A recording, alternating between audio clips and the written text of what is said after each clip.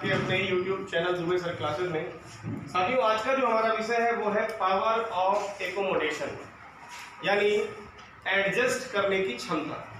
सवाल उठता है क्या एडजस्ट करना है भाई, किसको एडजस्ट करना है? तो हमें या हमारी आंखों को अलग अलग प्रकार की वस्तुओं को देखने के लिए, भाई बहुत बड़े साइज की भी चीज़ को हम देख पाते हैं, बहुत छोटे साइज की चीज़ भी हमारी आंखें देख लेती हैं, बहुत पास रखी हुई चीज़ भी देख पाती हैं और बहुत दूर रखी हुई वस्तुओं को भी हमारी आंखें देख पा रही हैं। तो हमारी आंखों की ऐसी क्षमता जिससे हम हर प्रकार की इमेजेस को देख, पहचान और याद कर पाते हैं, इस क्षमता को ही क्या कहते हैं? Power of accommodation.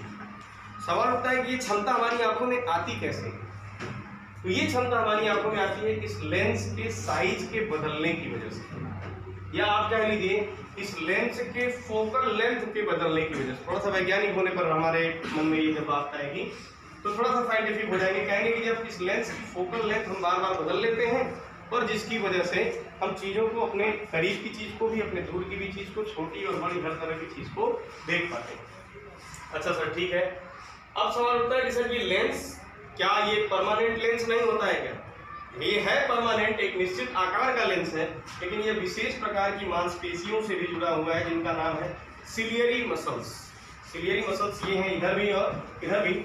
ये अपने इस लेंस के साइज को खींच भी सकती हैं और ढीला भी कर सकती हैं, खींच भी सकती हैं, ढीला भी कर सकती हैं। तो जब चाहे ये खींच लेंगी तो क्या होगा भाई? जब यह खींचेंगी, यहाँ मैंने लिख रखा है, जब यह खींचेंगी, कॉन्ट्रैक्ट करेंगी, तो ऐसे केस में क्या होगा? ये जो लेंस होगा आपका पूरी तरह से गोल हो जाएगा, यानी थोड़ा सा क्या हो जाएगा? मोटा हो जाएगा। और जब यह मोटा हो जाएगा तो मोटा होने की वजह से क्या होगा कि सर जो आपका फोकल लेंथ है वो कम हो जाएगा। लेंस जब सिलियरी मसल्स के द्वारा खींचा जाएगा तो यह साइज में थोड़ा मोटा हो जाएगा और इसकी फोकल लेंथ डिक्रीज हो जाएगी। और जब यह रिलैक्स होता है, रिलैक्स होने का मतलब क्या है? अब इन लेंसेज पर, इस लेंस पर कोई खिंचाव नहीं है, सिलियरी मसल्स बिल्कुल रिलैक्स है। तो ये क्या होगा? तब ये बिल्कुल पतला हो जाएगा, बिल्कुल पतला। और जब पतला होगा तो इसकी फोकल लेंथ क्या हो जाएगी? बढ़ जाएगी। और फोकल लेंथ बढ़ जाने की वजह से वह जरूरत पड़ने पर बड़ी और छोटी जैसी भी इमेज बनानी है बना सकता है। तो सिलियरी मसल्स का बड़ा रोल है। कल बोर्ड एग्जाम में पूछा भी, कल मैंने देखा है, कल एक प्रैक्टिस सेट CBSE ने जो डाला उसमें ये सवाल था कि लेंस के साइज को बड़ा या छोटा करना ये किसके द्वारा संभव है? तो सिलियरी मसल्स हैं जो ये काम कर सकते हैं। अच्छा ठीक है। अब चूंकि ये चीज़ें बार बार भूल जाती है, कंफ्यूजन हो जाता है, तो हमने एक फार्मूला बना लिया। क्या? काटा मोटा दिसंबर में। काटा का क्या मतलब है? काटा यानी कॉन्ट्रैक्ट करेगा। मोटा का मतलब क्या है? थिक, यानी जब सिलियरी मसल्स क्या होंगी? कॉन्ट्रैक्ट होंगी, तो आपका जो लेंस होगा वो कैसा हो जाएगा? मोटा।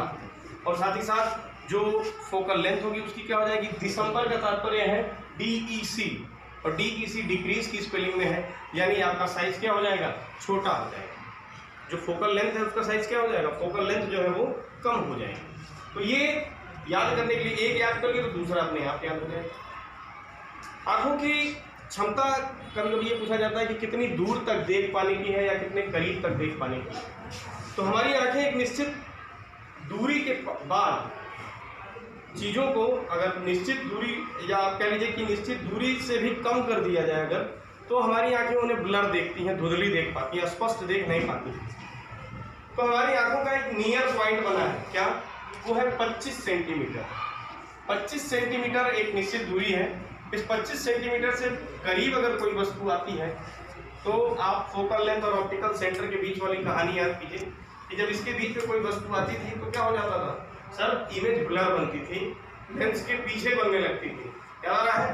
तो लगभग वही कहानी होती है कि जब करीब ज़्यादा आ जाता है, ऑप्टिकल सेंटर और फोकल लेंथ के बीच के ज़्यादा करीब आ गया तो क्या होगा? इमेज जो है स्पष्ट नहीं बनती है। तो हमारे आंखों का जो नियर पॉइंट है वो क्या है? 25 सेंटीमीटर है। तो हमारी आंखों का जो फार पॉइंट है, हमारी आंखों की क्षमता तो बिल्कुल अनंत है। हम अपनी आंखों से अनंत दूरी देख सकते हैं। एक डिपेंड करता है कितनी हाइट पर हम जा रहे हैं। बहुत ज़्यादा हाइट पर चलेगा तो बहुत ज़्यादा दूरी तक की चीज़ों को हम स्पष्ट देख सकते हैं। तो जो फारदेस्ट पॉइंट है हमारी आंखों का वो कितना है? इन्फिनिटी। अच्छा, एक बीमारी आपने सुनी होगी, कैटरैक्ट। कैटरैक्ट क्या है? जिसको हिंदी में कहते हैं मोतियाबिंद।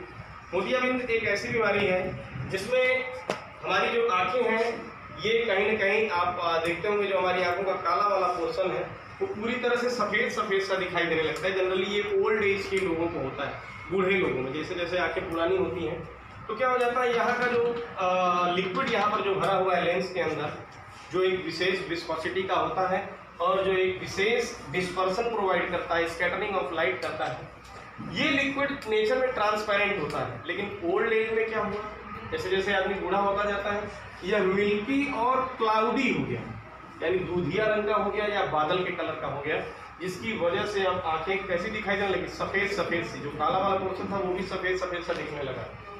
तो इस बीमारी को कहते हैं मोतियाबिंद या कैटरैक्ट। जनरली ये हो सकता है ओल्ड एज की वजह से भी, और साथ ही साथ आपकी यूवी रेज, अल्ट्रावायलेट रेज की वजह से बड़े कम उम्र में लोगों में भी देखने को मिल रहा है। तो इसका इलाज क्या है सर? इसका इलाज सिर्फ सर्जरी ही है, अभी कोई ऐसा विशेष इलाज नहीं है। सर्जरी के द्वारा इसके अंदर के लिक्विड को चेंज कर दिया जाता है और ये इलाज आसानी से संभव है। ये ऐसा नहीं है कि लाइलाज बीमारी है, तो ये इलाज संभव है और इस प्रकार से हम कैटरैक्ट से छुटकारा पा सकते हैं। ओल्ड एज के लोगों को भी फिर से उनकी रोशनी वापस मिल जाती है, क्योंकि ये क्लाउडी हो जाता है तो लाइट अंदर जा ही नहीं पाती, इसकी वजह से यहाँ रेटिना पर कोई इमेज बन ही नहीं पाती। तो ये बातें हैं। आज के लिए इतना बहुत है। धन्यवाद। आपका दिन शुभ।